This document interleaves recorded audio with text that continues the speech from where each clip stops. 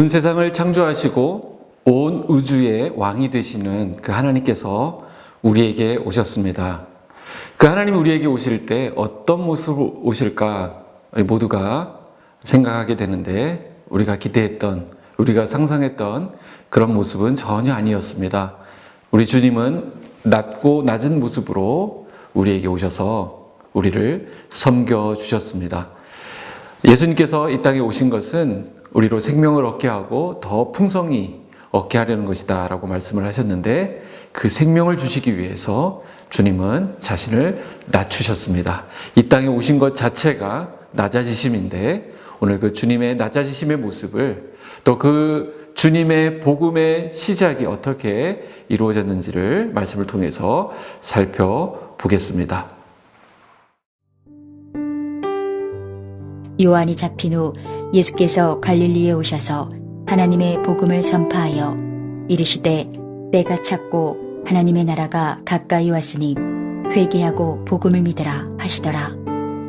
갈릴리 해변으로 지나가시다가 시몬과 그 형제 안드레가 바다에 금을 던지는 것을 보시니 그들은 어부라. 예수께서 이르시되, 나를 따라오라. 내가 너희로 사람을 낚는 어부가 되게 하리라 하시니 곧 그물을 버려두고 따르니라. 조금 더 가시다가 세베대의 아들 야고보와 그 형제 요한을 보시니 그들도 배에 있어 그물을 깁는데, 곧 부르시니 그 아버지 세베대를 품꾼들과 함께 배에 버려두고 예수를 따라가니라. 자, 예수님의 사역의 첫 출발점을 어느 시점으로 삼으면 좋을까? 그 사역 시점을 오늘 본문에서는 요한이 잡힌 후로 잡고 있습니다. 14절에 보시면 요한이 잡힌 후 예수께서 갈릴리에 오셔서 하나님의 복음을 전파하여 그랬습니다. 자, 요한이 잡혀서 옥에 갇히는 것과 예수님의 사역이 시작되는 것, 이 둘 사이에 상관관계가 있다는 것입니다. 세례 요한은 예수님의 오심을 예비했던, 예수님의 길을 예비했던 그런 사람입니다. 즉 구약과 신약을 연결했던 사람이라는 것이지요. 비단 요한뿐만 아니라 구약에 나왔던 많은 선지자들이 이 예수님의 길을 예비했습니다. 세례 요한 역시 구약의 마지막 선지자로서 예수님을 소개하고 드러냈던 그런 사람입니다. 그들의 임무, 이 선지자들의 역할은 예수님을 소개하는 것이었습니다. 따라서 세례 요한이 잡히고 나서 그때서 비로소 예수님의 사역이 시작할 수 있었던 것입니다. 오늘 우리의 삶을 통하여서 예수님이 드러날 수 있도록, 예수님이 시작하실 수 있도록, 하나님이 그분의 일을 행하실 수 있도록 열어드리는 것, 이것이 오늘 우리들이 예수님을 맞이하는 모습입니다. 자, 그러나 오늘 우리가 주목하고자 하는 것은 예수님의 사역이 시작된 바로 그 장소입니다. 자, 예수님께서 이 땅에 오셔서 말씀을 전하시고 제자들을 양육하시고 천국 말씀을 전파하시고 구속 사역을 이루어 가시는데, 그런 여러 가지 일들 가운데 이제 죽으심, 고난, 그리고 부활, 이것들을 묵상하는 기간에 우리가 들어와 있습니다. 자, 그 가운데서도 예수님께서 이 땅에서 오셔서 하셨던 그 사역을 우리가 집중해서 좀 살펴보려고 할 때에 14절에 보면 예수님께서 그분의 사역을 시작하신 장소가 갈릴리로 소개되어 있습니다. 9절에 보면, 오늘 마가복음 1장 9절에 보면 예수님이 세례 받으셨던 장소도 바로 갈릴리이고, 16절에 가보면 제자들을 부르신 장소도 갈릴리입니다. 그러니까 예수님은 지금 초기 사역, 그분의 사역을 시작하시는 그 장소로 갈릴리를 선택하셨다라는 것을 알 수 있습니다. 이 긴박하게 전개되는 이 본문 가운데 예수님이 사역을 시작하시고 세례를 받으시고 제자들을 불러 모으시고 얼마나 중요한 순간입니까? 바로 그 순간 가운데도 계속 갈릴리가 언급되고 있습니다.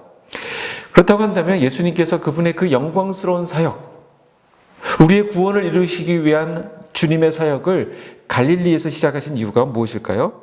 도대체 여기 갈릴리라고 하는 땅은 어떤 영적인 의미를 담고 있는 것일까요? 요즘도 자신의 출신 국가, 또 출신 고향, 또 이런 것들, 지연, 학연 이런 것들이 굉장히 중요하게 작용하고 있는 것을 볼 수 있습니다. 자기 출신에 대한 자부심을 갖는 사람도 있고 그것을 굳이 공개하고 싶어 하지 않는 경우도 있습니다. 요즘은 어디 가서 대한민국 출신이다 그러면 조금 대우를 받고 인정을 받는 그런 시대가 되었죠. 그러나 예전에는 그렇지 않았다고 합니다. 저 유럽이나 미국이나 이런 출신으로 가면 막 어디든지 다니고 그랬지만 한국 출신들은 아주 잘 알려지지 않고 그랬기 때문에 그 당시에는 그런 분위기가 있었죠. 자, 예수님 당시 팔레스타인 지방은 더욱 심했습니다. 어디 출신이냐라는 것은 너무나도 중요한 부분이었습니다. 예수님은 성경에서 어디 출신으로 소개되고 있냐면 나사렛 출신이라고 소개되어 있습니다. 그래서 나사렛 예수라는 말을 성경에서 하죠. 자, 이 나사렛이라고 하는 이 뉘앙스는 어떤 느낌일까? 그래서 당시 그 예수님 당시의 사람들이 나사렛, 비슷한 동네인데 나사렛, 갈릴리 이 지역에 대해서 언급한 내용 몇 가지를 좀 소개해 드리려고 합니다.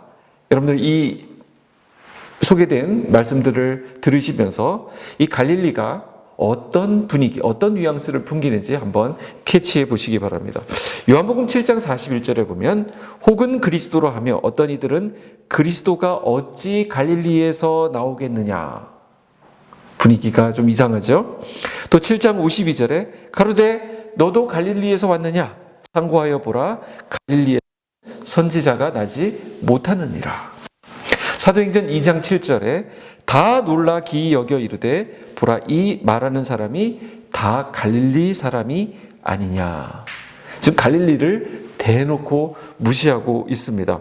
이처럼 갈릴리는 이스라엘 백성들의 그 정서 가운데 그들의 의식 속에 무시당하고 천대받는 그런 땅이었습니다.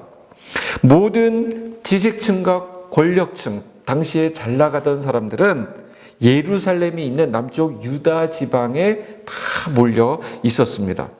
그러니까 갈릴리에 대한 무시, 갈릴리에 대한 폄훼, 이것은 어제 오늘 짧은 기간의 형성사가 아니라 아주 뿌리가 깊은 예전부터 있어 왔던 그런 무시였다는 것을 알 수 있습니다.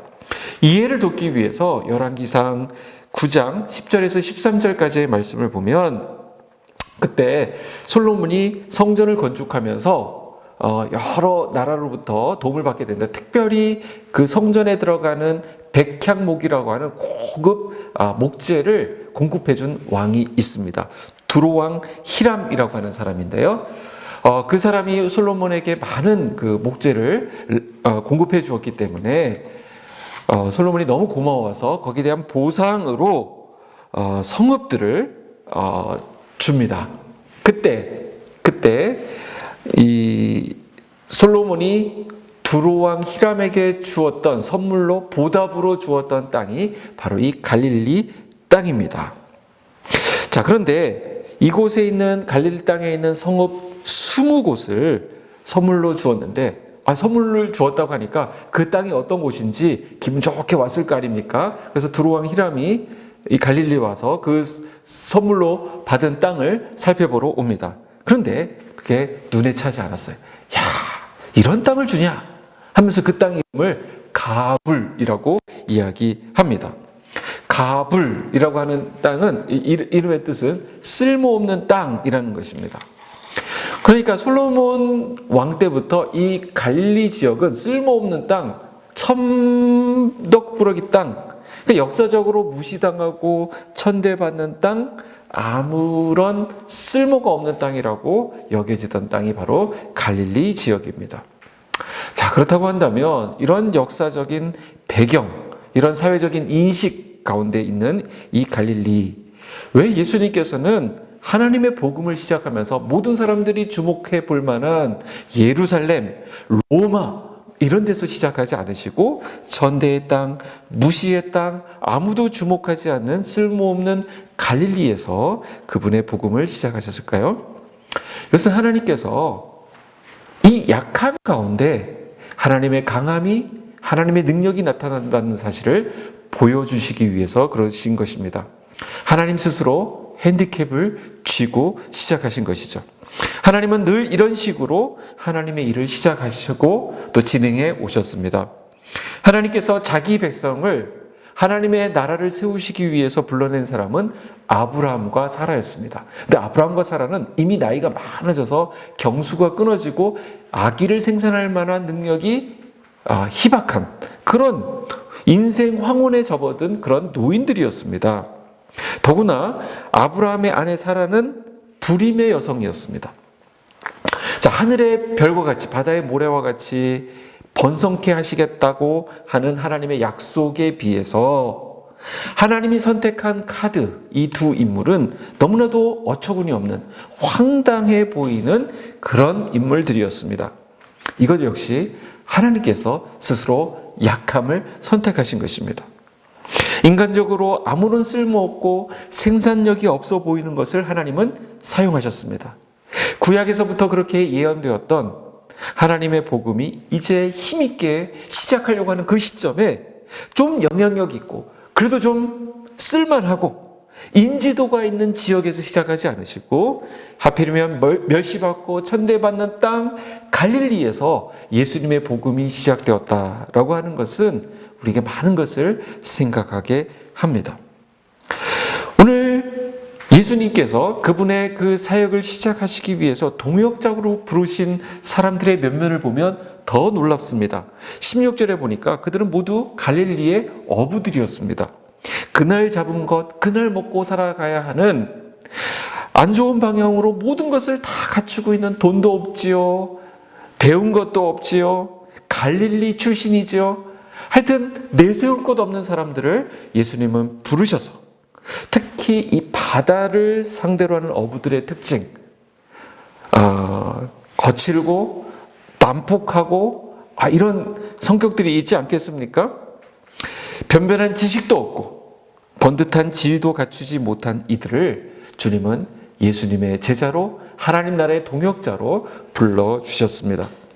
우리 생각 같아서는 그런 사람 불러서 쓰느니 차라리 예수님 혼자 하는 것이 100배, 1000배 나을 거라고 생각됩니다.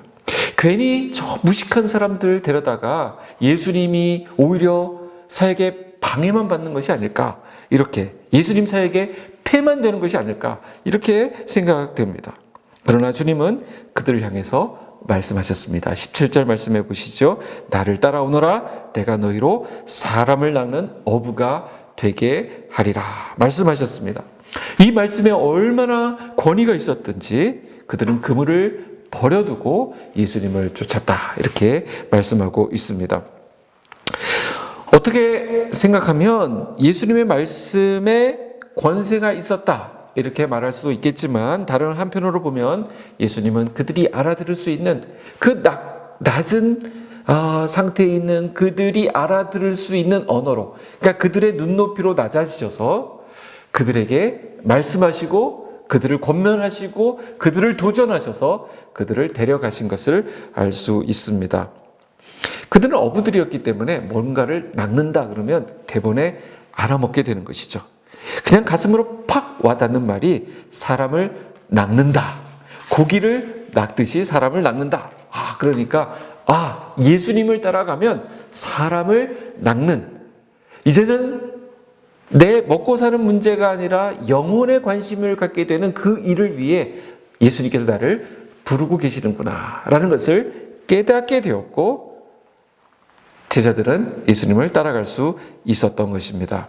주님은 우리가 알아들을 수 있는 언어로, 또한 우리가 감지할 수 있는 방법으로 우리에게 말씀하시는 분이십니다. 사람마다 하나님을 경험하는 방법이 다 다릅니다. 어떤 사람은 말씀을 듣는 가운데 하나님의 사랑을 체험하시는 분이 있습니다. 어떤 사람은 기도하는 중에 하나님의 음성을 듣기도 합니다. 어떤 사람은 기도를 하더라도 잠잠한 가운데 하나님의 음성을 듣는 사람이 있고, 그럼 묵상파가 있죠. 또 어떤 사람은 좀 분위기가 후끈 달아올라서 좀 찬양도 크게 하고 그럴 때 하나님을 만나는 것 같다, 이렇게 느끼는 사람들도 있습니다. 뭐가 되었든 간에 우리는 하나님을 만나는 은혜의 통로를 열어두는 것이 중요하겠다라는 생각을 합니다. 하나님께서는 오늘도 내가 알아들을 수 있는 방법으로, 때로는 내 주변에 있는 사람들을 통해서, 어떤 환경을 통해서, 어떤 고난을 통해서도 하나님은 주님께서 우리에게 해주고자 하는 말씀을 우리에게 알려주십니다. 이런 것을 가리켜 하나님의 스킨십이다, 이렇게 말할 수 있는 것이죠. 하나님 우리와 끊임없이 대화하기 원하시고, 우리에게 말씀하시고, 우리에게 하나님 뜻을 알려주시기 원하시는 인격적인 분이시기 때문에 그렇습니다. 오늘 말씀을 통해서 우리가 깨닫게 되는 것이 무엇입니까? 예수님은 그 복음 사역을 갈릴리, 그 무시와 천대, 불임의 땅에서 시작하셨습니다. 뿐만 아니라 제자를 부르실 때도 사회적 소외자들, 비천한 자들을 택하셨습니다. 하나님 스스로 그 약함을 선택하신 것입니다. 만약 똑똑하고 돈 있고 건강하고 인기 있고 학벌 좋은 사람을 통해서 일하셨다고 한다면 사람들이 이렇게 말했을 것입니다. 굳이 하나님이 아니더라도 누구라도 그런 사람 데리고 일하는 것은 쉬운 일이죠. 그걸 굳이 하나님의 능력이라고 말할 수 있을까요? 이렇게 말했을 것입니다. 그건 하나님이 아니더라도 사람이라도, 아니 저라도 그런 훌륭한 사람들을 붙여주시면 할 수 있어요, 이렇게 말했을 것입니다. 그러나 하나님은 사람들이 그런 것들을 자랑하지 못하게 하기 위해서, 또 하나님의 강하신 능력과 하나님의 그 온전한 돌보심, 하나님의 인도하심을 나타내시기 위해서 인간 중에 가장 연약한 모습, 그 갈릴리로 찾아오셔서 하나님의 복음의 사역을 시작하셨습니다. 고린도전서 1장 27절에 보면, 그러나 하나님께서 세상에 미련한 것들을 택하사 지혜 있는 자들을 부끄럽게 하려 하시고 세상에 약한 것들을 택하사 강한 것들을 부끄럽게 하려 하시며, 또 고린도후서 12장 10절에 그러므로 내가 그리스도를 위하여 약한 것들과 능욕과 궁핍과 핍박과 곤란을 기뻐하노니 이는 내가 약할 그때에 곧 강함이니라. 하나님은 오늘도 일하고 계십니다. 하나님이 보이지 않는 것처럼 하나님이 어디 계시지? 라고 생각될 때도 있는데 그것은 우리의 착각이고 오해입니다. 하나님은 일하지 않으시는 것이 아니라 오늘 하나님의 능력을 드러낼 가난한 심령을 찾고 계십니다. 심령이 가난한 자는 복이 있나니 천국이 저희 것이며, 오늘도 하나님은 그분의 역사를 이루시기 위해서 가난한 심령인 갈릴리로 찾아가십니다. 오늘 우리가 함께 드리는 이 기도회, 각자의 가정에서 또 각자의 예배 초소에서 하나님을 예배하실 텐데, 그 자리가 하나님의 크신 능력이 나타나는 갈릴리가 되기를 주님의 이름으로 축복합니다. 기도하겠습니다. 하나님 아버지, 감사합니다. 오늘 우리에게 주신 말씀 기억하면서 우리의 삶이 비록 약하고 세상 사람들이 볼 때 내세울 것 없는, 보잘 것 없는 그런 연약한 삶이라 할지라도 하나님께서 사용하시면, 하나님이 함께 하시면 그 갈릴리를 통하여서 하나님의 위대한 일들이 진행되는 것을 보게 하시니 감사를 드립니다. 오늘 이 말씀의 능력이 우리 모든 성도님들의 삶에 나타나게 하여 주시고, 오늘도 그 마음으로, 그 심령으로 하나님께 부르짖고 나아가는 심령들 가운데 하나님의 크신 은혜가 함께하여 주시옵소서. 예수님의 이름으로 기도하옵나이다. 아멘.